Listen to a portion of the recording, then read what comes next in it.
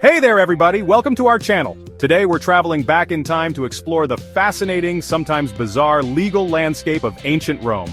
Buckle up, because Roman law wasn't all about grand pronouncements and philosophical debates. Oh no, my friends, sometimes it delved into the realm of the truly strange.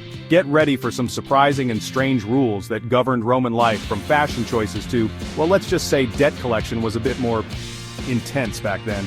We're talking laws that might make you raise an eyebrow, shake your head and say, wait, they really did that. So grab your toga, pour yourself a glass of wine, unless you're a Roman woman, in which case maybe stick to water. And let's dive into the weird, wacky, and often wild world of ancient Roman law. Our first stop on this legal journey takes us straight to the wardrobe, or more specifically, to a color purple. Now you might think, purple?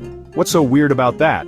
Well, in ancient Rome, purple was more than just a color, it was a status symbol, a way of life, and for anyone who wasn't the emperor, it was a big no-no. You see, purple dye was incredibly expensive to produce, coming all the way from Phoenicia and requiring thousands of sea snails just to make a tiny amount. This made purple garments a luxury few could afford, and thus, a symbol of power and authority. The emperor, being at the top of the Roman food chain, naturally claimed this color for himself.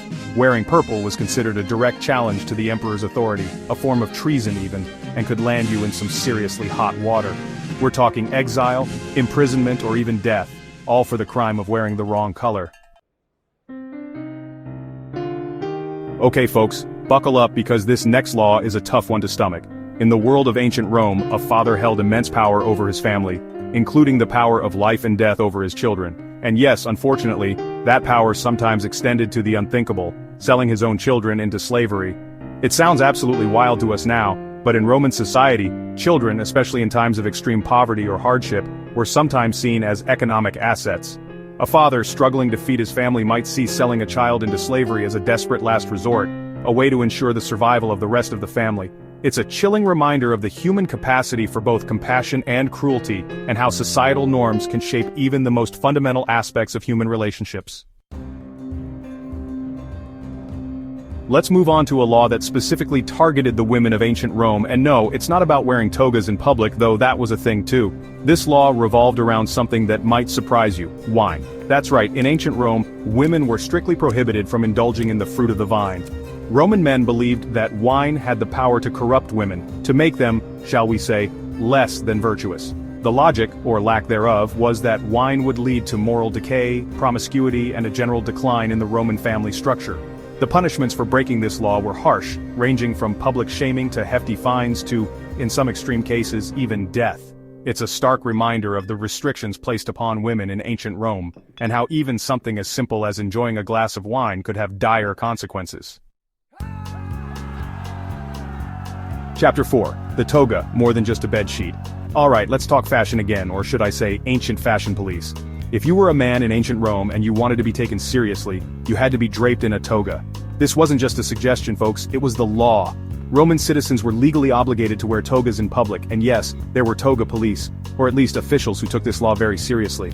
Made from a single piece of undyed wool, usually white, the toga draped over the body in intricate folds, a process that took some serious skill and practice.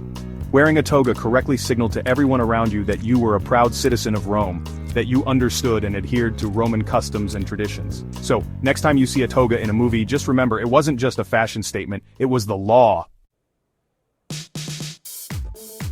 Chapter 5. Ancient Rome, where magic was outlawed, but chariot races were life or death. Now for those of you who fancy yourselves modern-day witches or wizards, you might want to reconsider traveling back in time to ancient Rome. Why? Because in the eyes of Roman law, magic was a big no-no. We're talking about any practice that sought to influence events through supernatural means, from divination and astrology, to curses and love spells. The Romans took this stuff seriously, you guys. The official stance on magic in ancient Rome was that it was a threat to public order, a source of instability and potential chaos. The punishments for practicing magic could be severe, ranging from fines and imprisonment to, in some cases, even death. Chapter 6. Debt collection, Roman style, not for the faint of heart. Alright folks, it's time to address the elephant in the room, or should I say, the rather gruesome practice of debt collection in ancient Rome. Let's just say they didn't mess around when it came to paying your dues. Imagine a world where defaulting on a loan could result in you, well, being carved up and divided among your creditors. This practice, while shocking and brutal by today's standards, was deeply rooted in the Roman legal system.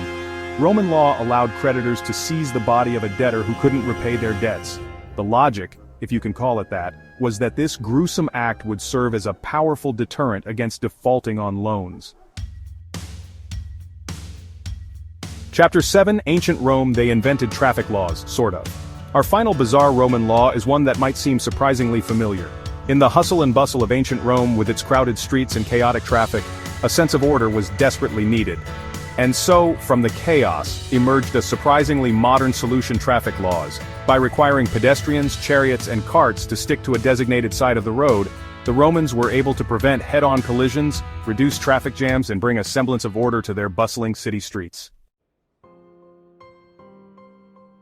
Well, there you have it, folks, a glimpse into the strange, surprising, and sometimes downright shocking world of ancient Roman law. From banning purple clothing to regulating traffic flow, these laws offer a unique window into the values, beliefs, and social structures of this ancient civilization.